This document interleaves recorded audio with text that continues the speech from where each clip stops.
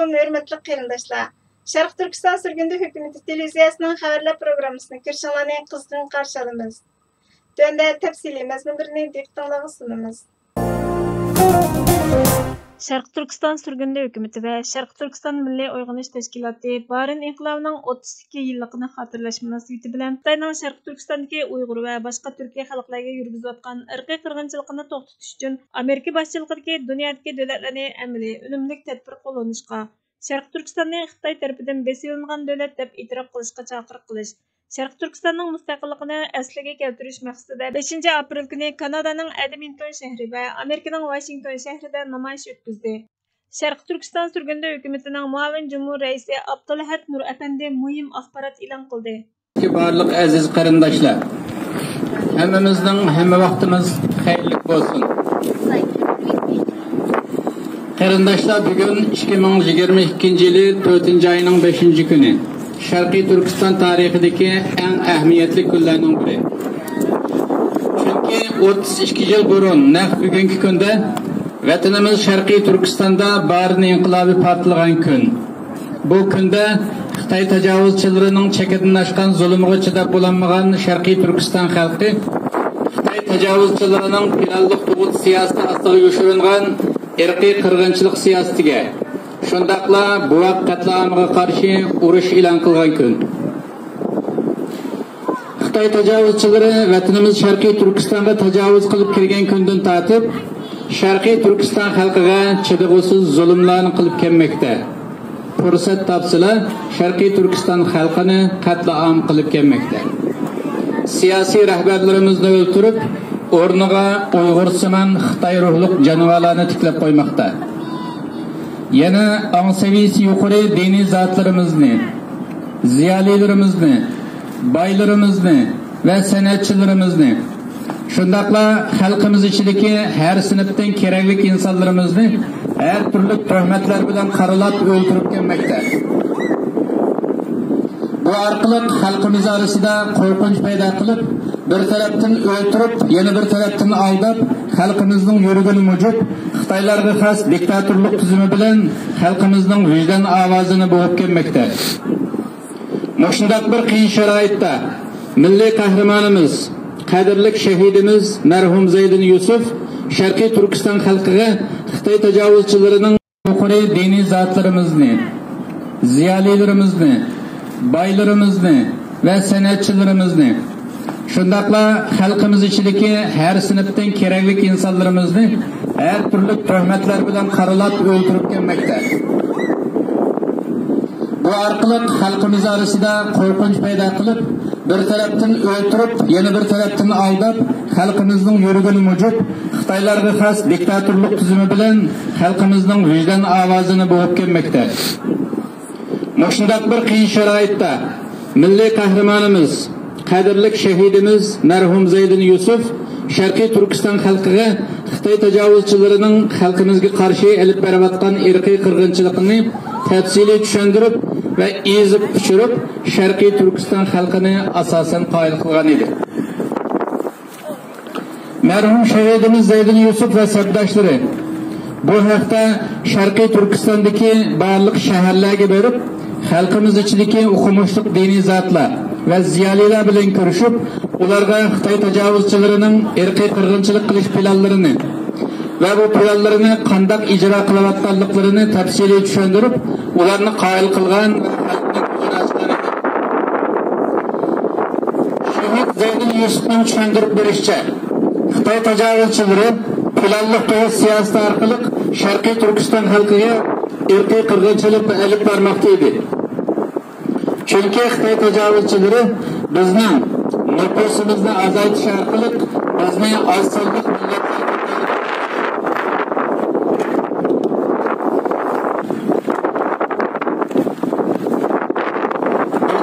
bizni osonlik ekanligimizga qoyil qilib, milliy ruhimizni sindirishni maqsad qilsa, yana bir tarafdan Xitoy tajovuzchilariga ilhom berib, ularning Şərqi Türkistonga texnika kirishni osonlashtirish uchun edi. Yana Xitoy tajovuzchilarining atalmish Şinjanni ichish va gullantirish siyosatini Şərqi Türkistonni puxta yutib olish va Şərqi Türkiston xalqiga qarshi elib berilayotgan irqiy qirg'inchilik siyosatining bir partisi edi.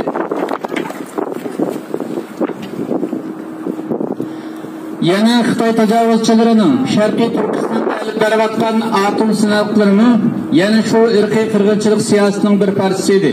Chunki Xitoy tajovuzchilari bu atom sinovlarini Sharqiy Turkiston xalqining yashaydigan yerlariga yaqin yerlarda sinov qilgan edi. Bu sinovlarning maqsadi bo'lib, Sharqiy Turkiston xalqini kasallik bahonasi bilan yo'q qilishning plani edi.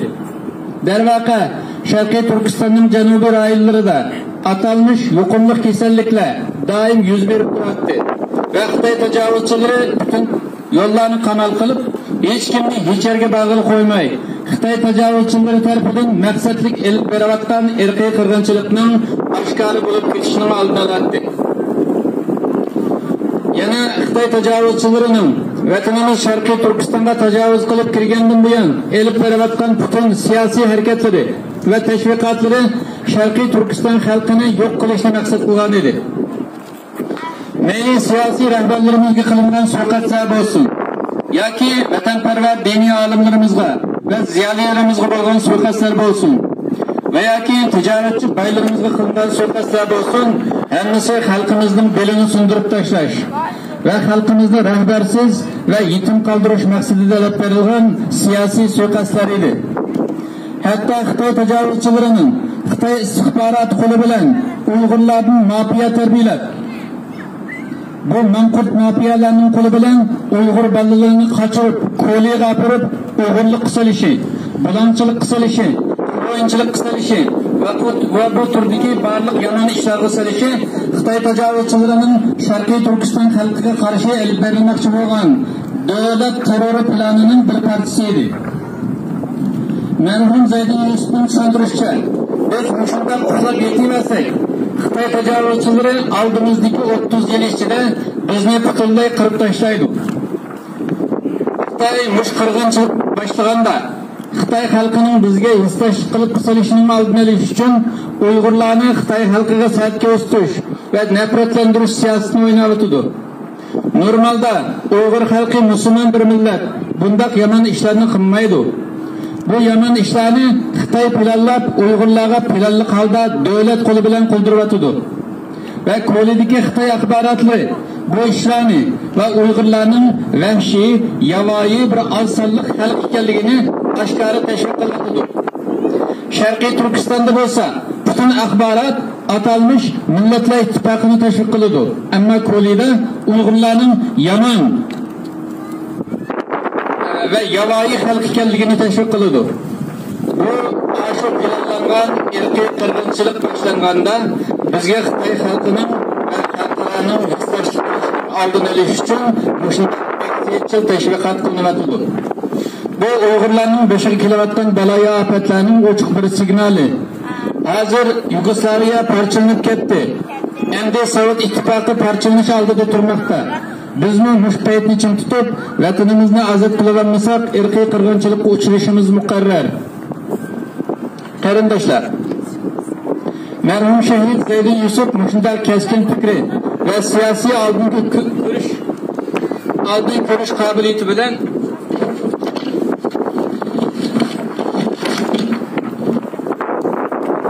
Sharqiy Turkiston xalqini Xitoy tajovuzchilaridan qutulmay turib, saodat yuzi ko'rolmaydiganligiga qoyil qilgan edi.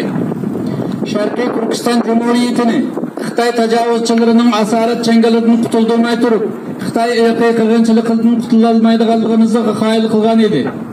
Xalqimizning asalla qoyil bo'lgan edi. Chunki Sharqiy Turkiston xalqi 100% biladi-ki, Sharqiy Turkiston Xitoy tajovuzchilari tomonidan besilingan bir Uyg'ur davlati. Xalqimiz buni bilgachga, ya'ni Sharqiy Turkistonning Xitoy tomonidan besilingan bir davlat ekanligini bilgachga, Sharqiy Turkistonning mustaqilligini asliga keltirishning birdan-bir qutulish yo'li ekanligini bilgachga, Uyg'ur millatining Sharqiy Turkistonda oz sonliq emas, balki Sharqiy Turkistonning asosiy gavdasini tashkil qiladigan ko'p sonliq ekanligini va birlashsakla Xitoy tajovuzchilarini qo'llab chiqara oladiganligiga ishongachga, asalla Zeydin Yusufning bu inqilobiy fikrlarini qabul qilgan va bu urushga Sharqiy Turkistonning ham yeridan shir yurak azmatlar qatnashgan.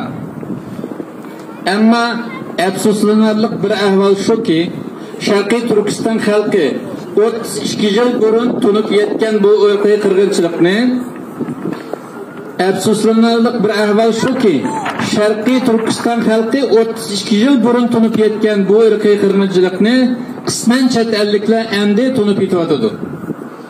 Gerçi xalqaro hukumatlar Xitoyning puli tufaylidan bu irqiy qirg'inchilikni e'tirof qilg'ili bo'lmagan bo'lsin, ammo nurg'un davlatlarning parlamentlari qabul qildi va qabul qilyotidi. Ammo biz chet elga chiqib yashayotganlar o'z ishimizga qarasak, shunday achinishli bir ahvolni ko'ramizki, Sharqiy Turkiston da'vosi qilyapman yoki Uyg'ur da'vosi qilyapman deyotgan. Hatta barın inqilobchilarni ugunaylik deb og'zaki shuar to'laydigan ba'zi Uyg'ursimon kishilarning textcha vatanning ismini Xinjiang avtonom rayoni, Uyg'ur rayoni va yoki Jungoning g'arbiy shimolidagi Xinjiang deb atashlari insonning huquqini keltiradi. Siyosiy sahnalarda bunda Xitoycha usul o'ynash amaliyotda barın ruhiga xiyonat qilganlik, Sharqiy Turkiston xalqiga xoinlik qilganlik va vatanga osiylik qilganlik hisoblanadi. Qarindoshlar, Yusuf shunday qiyin sharoitda shu mujohidani qaysarligi, musulmoncha maydoni, bahiyani fikri va har kishini qoyil qiladigan o'tkir rahbarlik qobiliyati bilan xalqimizga rahbarlik qilib, shu barni inqilobini boshlatgan edi. Afsuski bu haqqoniy inqilob 2 hafta ichida to'xtab qoldi. Chunki Xitoy tajovuzchilari havo armiyasi va quruqlik armiyasini to'liq ishga solib, butun kuchi bilan bostirdi. Bechora mazlum xalqimiz o'zlari yasab chiqqan oddiy qurollar bilan Xitoy tajovuzchilariga taqobil turolmasligi tabiiy edi. Xalqimiz qurol yaroqda Xitoy tajovuzchilarining to'g'riligini bilgan bo'lsin. Xitoy tajovuzchilari tarafidan bashara kelgan irqiy qirg'inchilikqa, zulmlarga va qatlamlarga chidab bo'lmay, yetib o'lgicha etib o'l degan falsafa bo'yicha bu inqilobni boshlagan edi. Xalqimiz bu inqilobni boshlashda Sovet ittifoqining yemirilish yo'liga ketib borganligini sezib, kommunizm dunyosi yo'qolishga yuz tutdi. Hozir inqilob boshlasak, xalqaradan yordam kelib qolishi mumkin degan umid bilan boshlagan. Ve şu asasda Pakistan'a yakın tağlarda 2 haftagacha bardoshlik bergan bo'lsin, hiçbir devletten yordamga erishamagan. Chunki Xitoy tajovuzchilari butun xabarlarni qamal qilg'achqa, boshqa davlatlar xabar tepib yordam berishga ulgurolmagan edi. Barın inqilobi Xitoy tajovuzchilari tomonidan qonliq bostirilgan bo'lsin, ammo Sharqiy Turkiston xalqining uyg'onishiga turkilik rol o'ynadi. Shundaqla Sharqiy Turkiston xalqining o'lmaganligini va fursat topsila Xitoy tajovuzchilariga qarshi urush qila oladiganligini isbotlab berdi. Qarindoshlar, barın inqilobidan o'rnak olaylik. Barın ruhidan ugunaylik. Bizga buningdan boshqa chiqish yo'li yo'q. Vatan qutuldirish, ishg'olchilarga qarshi urush qilish dunyoning hech bir qonunida xatolik emas. Biz barın ruhiga varis qila olganda bizga Allohning marhamati keladi. Bereket darvozasi ochiladi. Do'stligimiz va ittifoqligimiz baqsurib chiqadi. Allohning marhamatiga erishalisaklar, Alloh bizga har vaqt vasita, har qanday vasita bilan yordam berishga qodir. O chaqda hozir taqilib qolgan darvozalarning hammasi ochiladi. Bahar mezgilida hamma narsa tirilgandek, Xitoy tajovuzchilari tomonidan o'ldirilgan barliq moddiy va ma'naviy fursatlar tiriladi. Ruhiy va ma'naviy boyliqlarimiz asliga keladi. Shuning uchun biz o'z inqilobchilarimizga, o'z inqilobimizga chiqaylik. Vatanning mustaqilligini asliga keltirish yo'lida birlashaylik. Yaratgan mehribon Alloh hammamizga iymon, hidoyat, g'ayrat, jasorat, mehr, muhabbat, ilm, ma'rifat, maqbul ibodat va aql farosatda taqilsin. Bizni hayot chig'imizda İslamiyet'ten ve ölüdüğün çığımızda tövbe ve imandan ayırmasın. Arkadan Uyghur İngilizce axbarat e'lon qildi. Sharq Turkiston Milliy Uyg'onish harakatining qurg'uvchisi, Sharq Turkiston surgundi hukumatining bosh ministri Salih Xudoyer apandi axbarat e'lon qilib mundaq dedi: Ko'pchilik, yaxshimisizlar? Bugün Şərq Türkistanlıqlar üçün mühim bir gün. Biz bugün 1990 yılı Xitay təcavüzçilərə qarşı partılğan Barin inqilabının 32 yıllıqını xatırlaş münasibəti bilan cəm bolduq. Bugün 1990 yılı partılğan Barin inqilabının 32 yıllık xatırı günü. Bu keyin Barin qırğınçılığı dep ataldı. 1990 yılı ətiyoz fəslində Xitay işğal qılıb alğan Şərq Türkistanның Qashqarga yaqın Barin yezsidəki insanlar Xitayning fərqli terrorluq hücumunun zərbəsiga uçurdu. Neçə 10 yıllık mustamlika qilish, məcburi assimilasiya qilish və nüfusni kontrol qilish harakatining bir qismi sifatida Xitay hökuməti Uyğur və başqa türk ayollarının buvaqlarını məcburi tushirib etishdak planlıq tug'ut siyosatini yurgizib, Barin yezisidagilarning sabrini qistidi. Barin xalqi oxiri yetar dedi. Bu vaqt Şərq Türkistanның Xitay hakimiyetining mustamlikasi və işğaliyetiga uchrab kelayotganiga 41 yil bo'lgan vaqt 250 nafar yerlik ayolning buvaqlarini məcburi tushirayotganligini ko'rgan Barin xalqi norozilik bildirib namoyish qildi. Namoyish mag'lub bo'lgandan keyin xalq Xitoy tajovuzchilarining zarbasidan qo'rqinish uchun qo'liga qurol oldi. Ishg'olchi Xitoy xalq ozodlik armiyasi Barin yezisiga bostirib kirib, ayollar va bolalarni o'z ichiga olgan begunoh fuqarolarni qalaymaqon qirg'in qildi. O'xshamgan manbalarga qaraganda necha yuz minglagan begunoh Uyg'ur va boshqa turk xalqlari ig'ir qurollar va havo hujumi bilan qirg'in qilingan. 1990 yildagi fojia Xitoyning necha 10 yillik mustamlikachilik, irqiy qirg'inchilik va ishg'oliyat harakatining avj olishi edi. Qandaqla bo'lmasin, Barin inqilobi Sharq Turkistonliklarning mustamlikachilik, irqiy qirg'inchilik va ishg'oliyatga qarshi turish va mustaqillikni asliga keltirish irodasining ro'shan simvoli edi. Bugungi kunda Barin qirg'inchiligi millionlagan Uyg'ur, Qozoq, Qirg'iz va boshqa turk xalqlariga qarata elib berilmoqda. Sharq Turkistondagi Uyg'ur va boshqa turkiy xalqlar hozir jazo lagerlariga, turmalarga va qul emgak lagerlariga qamalgan bo'lib, ular menga yuyish, qiynash, bosqinchilikqa uchrash, tug'mas qilib etish, hatto a'zolari uchun o'ldirilishdak chekidan oshgan zulmga duchor bo'lmoqda. Baringa o'xshash Sharq Turkistonning yiroqdagi yezilari 21-asrda Xitoy ishg'oliyati ostida milliy tozalash va yo'qotish faoliyatlarining izchil nishoni bo'ldi. Bu yerda shunisi aniqki, dunyo Xitoyning Sharq Turkistonda yurgizayotgan ishg'oliyati, irqiy qirg'inchiligi bilan Rossiyaning Ukrainani ishg'ol qilishiga qarata qo'sh o'lcham qo'llanmoqda. Dunyodagi davlat hukumatlari, savdogarlar va xalq Rossiyaning Ukrainani ishg'ol qilishini ayblab qarshilik ko'rsatdi. Ukraina xalqini qo'lladi, ammo Xitoyning Sharq Turkistonni ishg'ol qilishi, assimilyatsiya yurgizishi va mustamlikasiga qarata sukut qildi. 2014-yildan boshlab Xitoyning Sharq Turkistondagi Uyg'ur, Qozoq, Qirg'iz va boshqa turk xalqlariga qarata umumyuzlik irqiy qirg'inchilik siyosatini rasmiy yo'lga qo'yganiga 8 yil bo'ldi. Birlashgan Davlatlar Tashkiloti va boshqa xalqaro organlar buningga sukut qildi. Birlashgan Davlatlar Tashkilotining sukuti Amerika hukumati, Kanada, Angliya, Belgiya, Gollandiya, Litva, Chex va Fransiya qatorliq davlat hukumatlari va parlamentlarining Xitoyning Sharq Turkistondagi Uyg'ur va boshqa turkiy xalqlarga yurgizayotgan vahshiylikni irqiy qirg'inchilik, insoniyatga qarshi jinoyat deb e'tirof qilishiga uringan bo'lsa, texi hech qanday tadbir qo'llanilmadi. Xitoy Sharq Turkistonda 73 yildan beri yurgizib kelayotgan irqiy qirg'inchilik va mustamlikasini texmi vahshiylashtirdi. Nurg'ulg'an tashkilotlar va parlamentlarning qayta chaqiriq qilishiga qaramay, Birleşken Devletler Teşkilatı Kişilik Hukuk Komiteti Şarkı Türkistan vaziyeti to'g'risida doklad e'lon qilinmadi. Birleşken Devletler Teşkilatı Kişilik Hukuk Komissarining mayda Şarkı Türkistanni ziyorat qilishi mo'ljallanmoqda. Ammo Xitoy izchil turda Uyg'ur va boshqa turk xalqlarini Şarkı Türkistandan ichkari o'lkalardagi turma, qul emgak zavodlariga davomli yo'tkamoqda. Birleşken Devletler Teşkilatı Xitoyning irqiy qirg'inchiligiga qarata tekshirish elib bormayli qolmay, ahvolga aloqador doklad e'lon qilolmadi. Agar Birleşken Devletler Teşkilatı tekshirishni xohlamasa hamda har qaysi hukumatlar va parlamentlarning Xitoyning Uyg'ur va boshqa turk xalqlariga qartilgan vahshiylikni irqiy qirg'inchilik deb e'tirof qilishi Xitoy hukumatini to'xtatishga qoyil qilgudek besim paydo qilolmasa, undaqda nima qila oladi? Dunyo simvol xarakterlik ayblash va e'tirof qilishni davomli e'lon qilamdi yoki Birleşken Devletler Teşkilatı irqiy qirg'inchilikning oldini olish va jazolash ahdnomasi bo'yicha majburiyatini ado qilish uchun harakat qilamdi.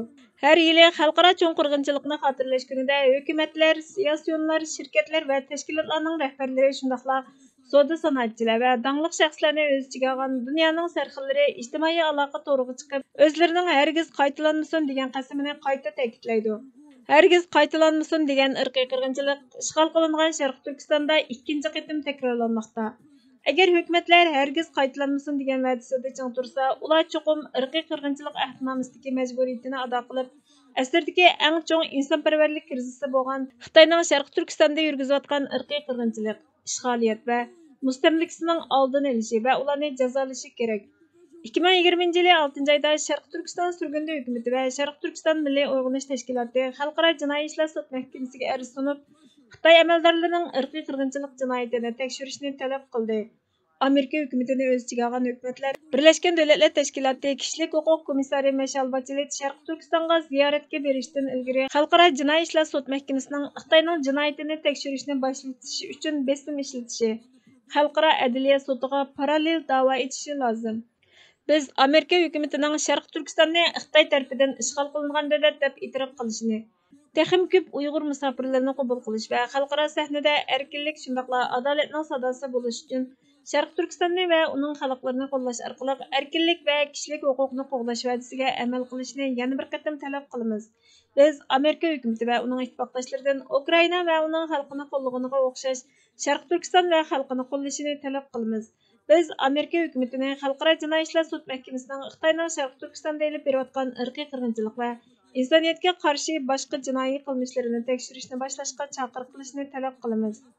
Sharqiy Turkiston xalqining davomlashayotgan irqiy qirg'inchilik, mustamlikachilik, ishg'oliyatni tugutish va adolatga erishish uchun ko'rsatayotgan qonuniy tirishchanligining qo'llashga erishmasligi aslo qaytalanmasin va'dasining inson haqlari, adolatni qo'g'dash va'dalarining quruq va'dadan boshqa narsa emasligini isbotlaydi. Texmi chatoq yeri Xitoyning 8 yildan beri yurgizayotgan vahshiy irqiy qirg'inchiligi, 73 yildan beri elib berayotgan mustamlikachilik, ishg'ol qilish qilmishiga qarata xalqaroliq tekshirishning kamchil bo'lishi Xitoyning Sharqiy Turkistondagi turli xalqlar bo'libmi Uyg'urlarni yo'qotishdagi rayimsiz urinishlarini davomlashtirish uchun jasoratlantirdi.